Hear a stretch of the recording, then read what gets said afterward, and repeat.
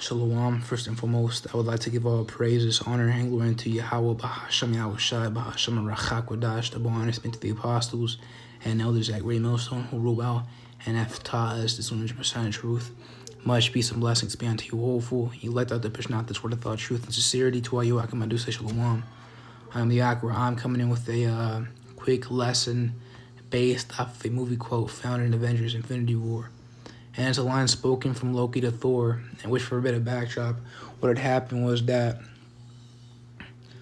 at the start of Thor 3, Ragnarok, which Hakim have alluded to Thor as Yahushai, Odin to Yahweh, and the Asgardians to the nation of Israel. Which, at the start of the film, they're trying to find Odin, who's actually in Norway, if I am not mistaken, on the planet Earth. And Thor warns Odin of Ragnarok coming to place and, Asgard being destroyed, to which Odin rebukes Thor, saying, Asgard is a place before it's Asgard is a people before it's a place. And that's true. Because, what's it called? No title comes as such. Let me rephrase that. A nationality is a bloodline. Now, sure, you got your political titles now. Like in the New Testament, you did have the Romans, right? You had Jake, and their nationality is, that being of an Israelite. But politically speaking, they're Romans. You have Philippians, and also in the Old Testament, you have your geographical titles like Elijah being a Tishbite because he was in the land of Tishbe, though he was not. That's not a tribe. Tishbe's not a tribe. It's a geographical location. Same thing with, I'm mistaken, Uriah, if I'm mistaken, that's his name. The former husband of Bathsheba before he got slew, on commands of King David. But, he was known as a Hittite because geographically he was from that land, even though he was an Israelite. Right? But you have precepts that clear up the point that a nationality is a bloodline. Like in that Genesis, the Lord speaks to Rebecca talking about some... Hey, in the nation, it's like in thy womb there are two nations, and that being the nation of Jacob and the nation of Esau. You got Shirala and Adawam, right? So I can have use that analogy as well, that Israel is a people before it's a place. Israel still exists. We're a people, but are we? But what's it called? Does Israel exist as a land? No. And that modern Israel, that's not the real Israel. That's a fake Israel. That's the Amalek Israel. The real Israel is not there yet. It won't be established until the kingdom. So yeah, Israel is a people before it's a place. And that's what Odin was making the mention. So anyways, fast forward to the end of the movie. Ragnarok happens, crap hits the fan. And the Asgardian survivors, with Thor and Loki and Valkyrie and I forget the other guy's name, or two guys' name. I forget, there's like other characters.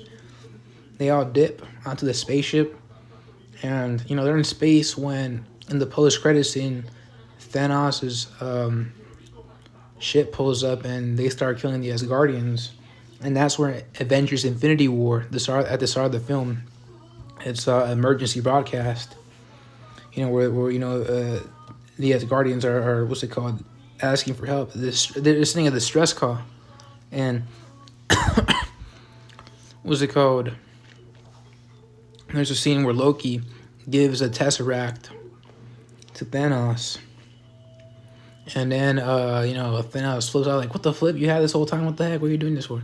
And Loki's all like, "I assure you, brother, the sun will shine on us again."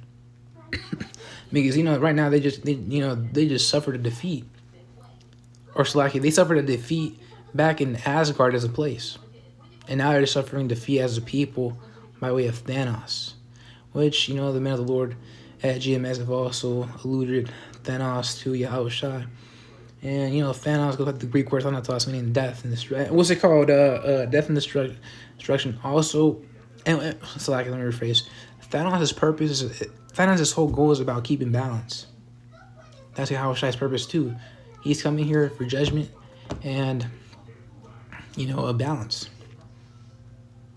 And what do we allude to when we say judgment? What is a form of judgment? Death. Right?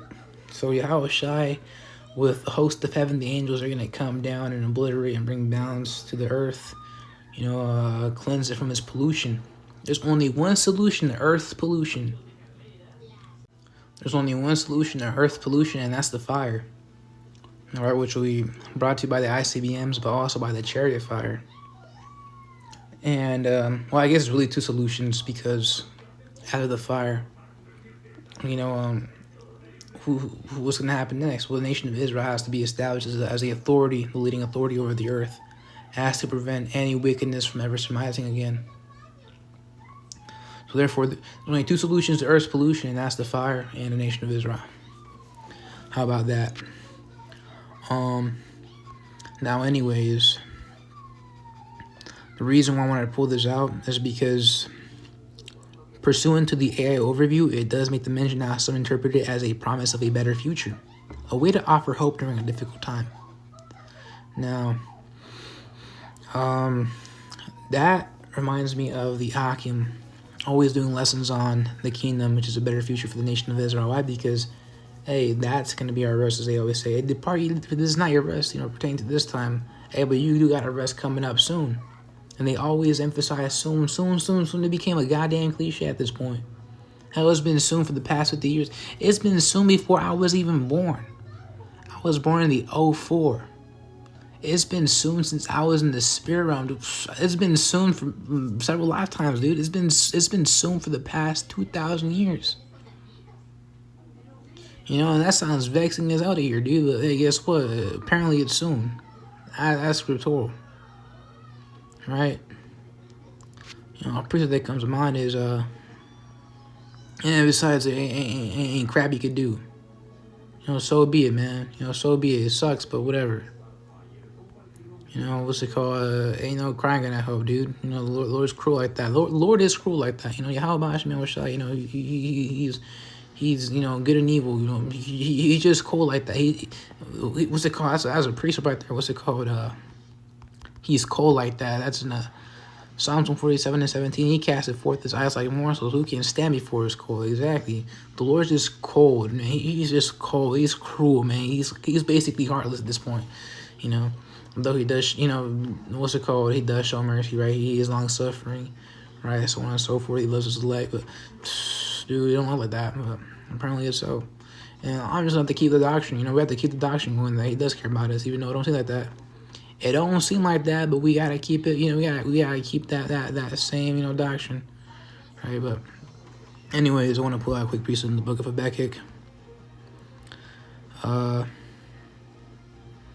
You already know. Whenever you hear Habakkuk the second chapter, dude, you already know the precept before it's gonna be pulled out.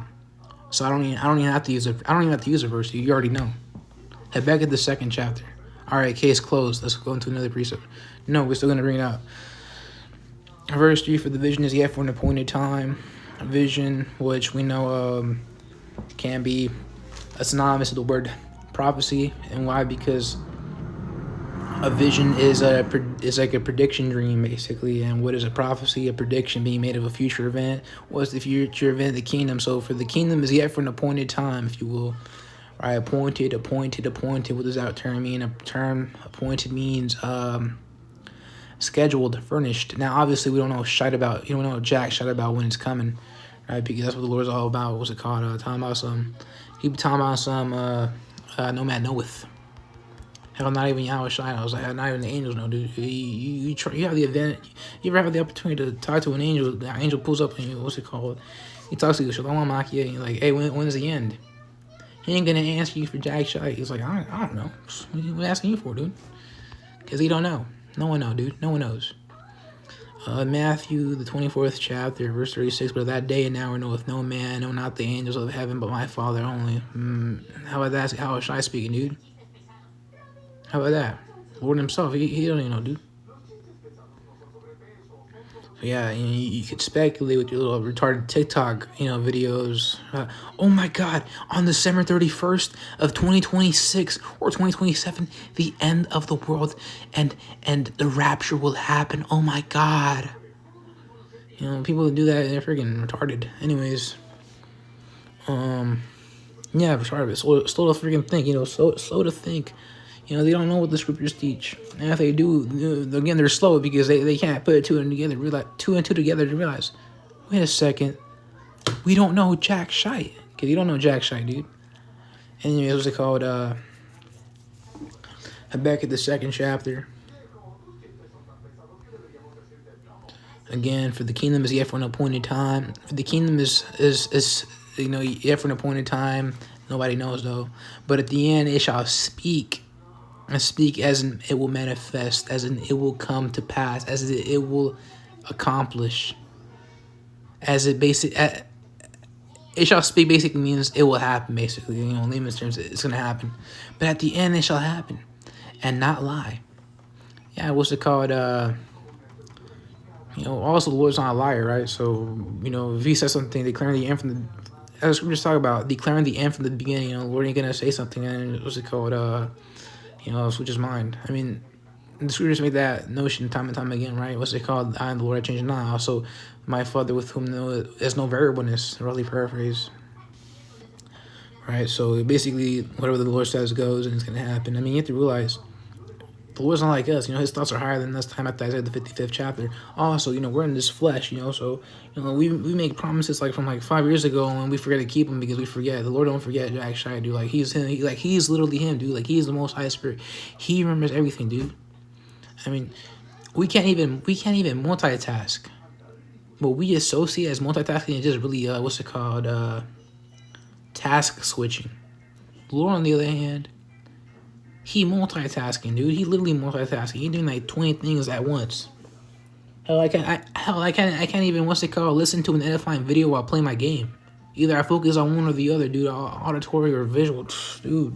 Lord does both, dude. I don't know how he doing it. That's because he's literally he's literally the power. And sure, we're gonna be like him too, but right now, that's not the case. Right now, we're in this flesh, crap flesh. Which, as a matter of fact, part of the kingdom is spiritual bodies, dude. I can be begging for that. Hell, I'll be begging for this crap too, because hell this freaking, stupid body, this body tweaking, dude. This freaking flesh tweaking, dude. You think I like this body? Hell no. You freaking run a race, and all of a sudden your freaking toes are burnt, dude. You got runners out there that have to manually go to a doctor and get their freaking toenails removed just so they won't feel pain. That's a little freaking thing, dude. Hell, you may freaking jog for 5 hours. All of a sudden, your ankle throbbing, and that happens to people who have past ankle injuries, dude. Hey, because once you sprain your ankle, it's never fully healed again. I mean, it heals, but it's never when injured again. That's a common trope. I know this because my ankle sprained, and it sprained twice. And I feel it click sometimes. I feel it click. I feel like what's it called? Kind of sore. You gotta massage. You gotta take extra care for that ankle. You go on your runs and whatnot. Spiritual bodies, on the other hand, nothing, dude. Theoretically, you could fall from Earth's inner atmosphere onto the ground. The only thing that's freaking breaking is the ground. You're gonna create a whole crater. Ain't no freaking body being damaged. Hell no, you need a spiritual body, dude. Hell yeah.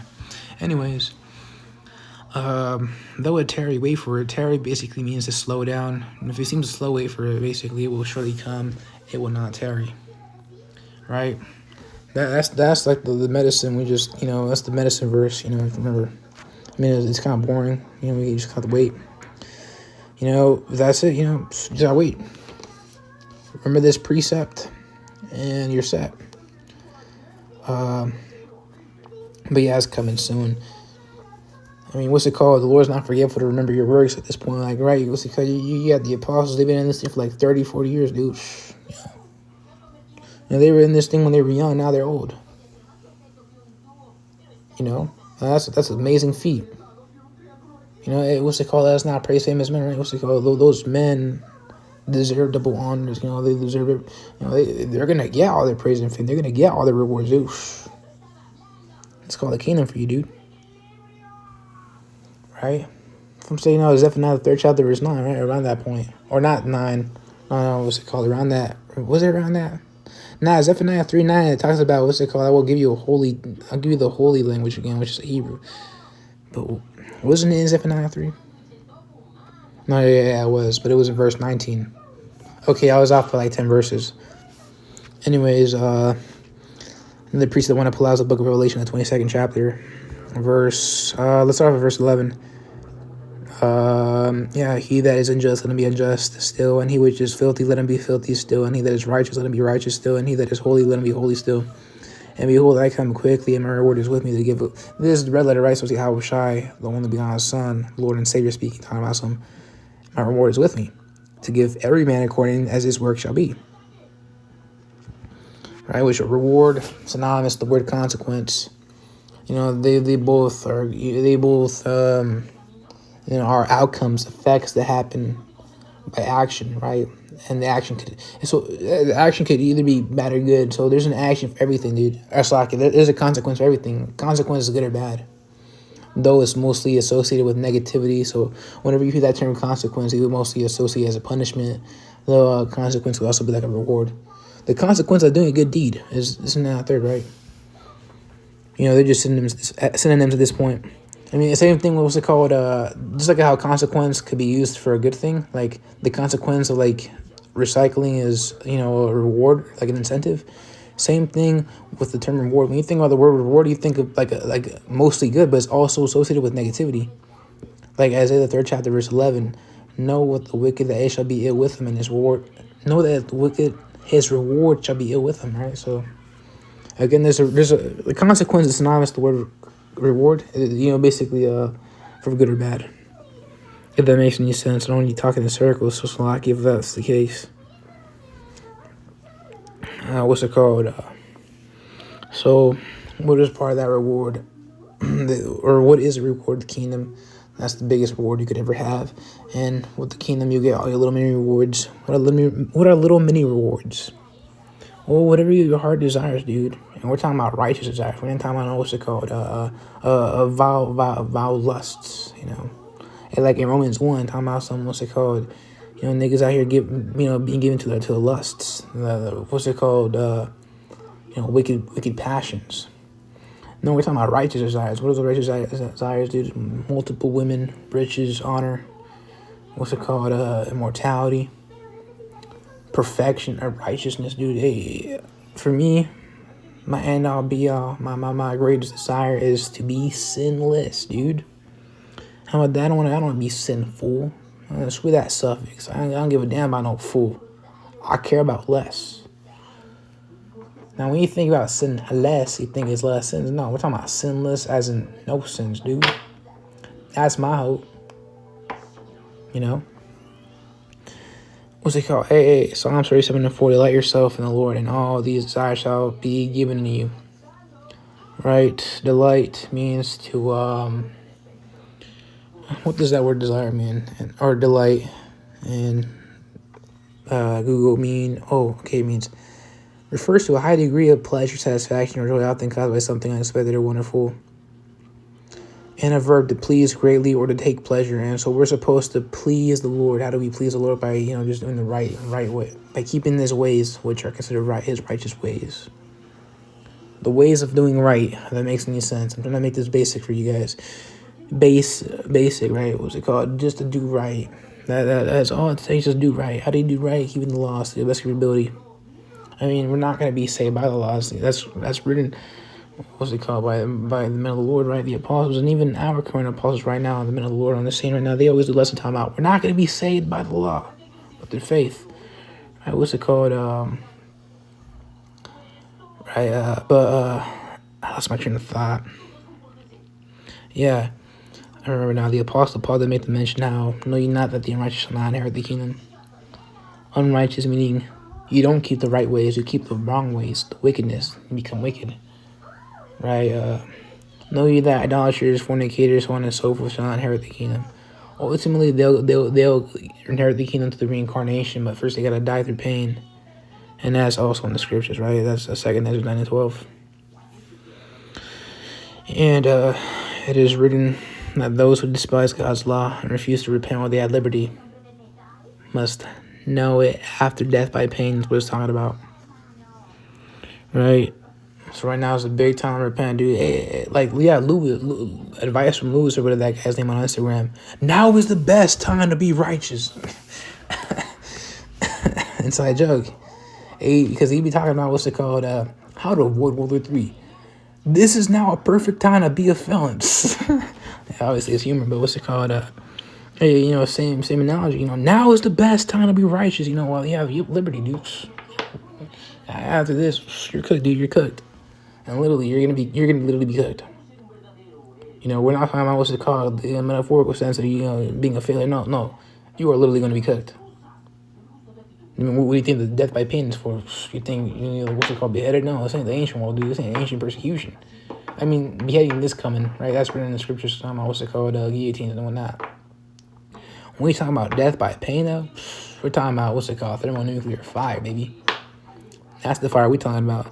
Anyways, and that's a doctrine. That's not some made up crap. Talk about that's extreme. What's it called, terrorism? When ain't no terrorism, dude. We're just out here just we're just doing our duty. It was it called, Jeremiah 28 and 8. What's it called? Prophesied before you and me. They prophesied prophesied against countries, kingdoms, whatnot.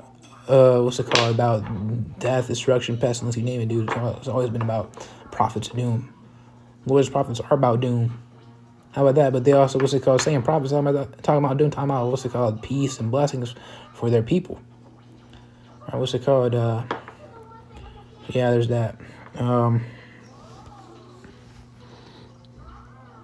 Right, what's it called? We're just going to how hey, no, you're not. It's like I don't want to butcher it. I'm gonna pull out the precept.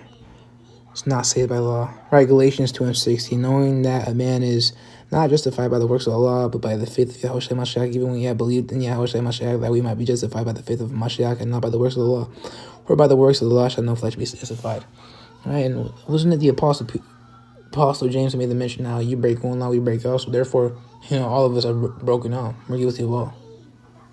It is no wonder then as to why the prophet Isaiah was all like, my righteousness are as filthy rags. We are as filthy rags, dude. You go to like a taller, right? Or like a tailor, not tailor shop, a freaking mechanic place. You look at somebody's rag. You look at one of the mechanics' rags, full of freaking grime, dude. Hell no. You don't want to touch that thing. That's how righteousness is. You don't want to touch us, dude. Hey, but if anything, hey, we're more righteous than the wicked. So what's that? I digress, though.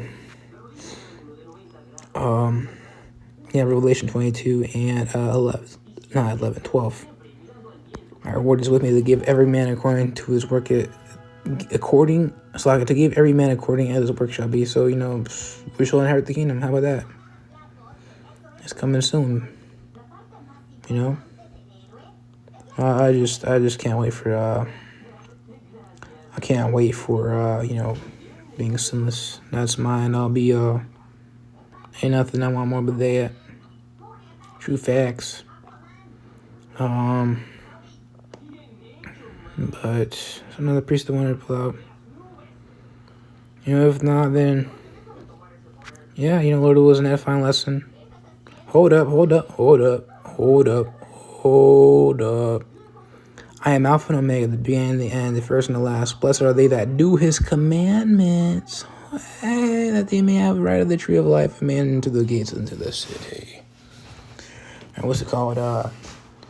You do right, you get right. The Lord hook you up. And that's the hope. That's the hope. Anyways, Lord willing, this lesson was edifying. To the next one, I'll do say shalom.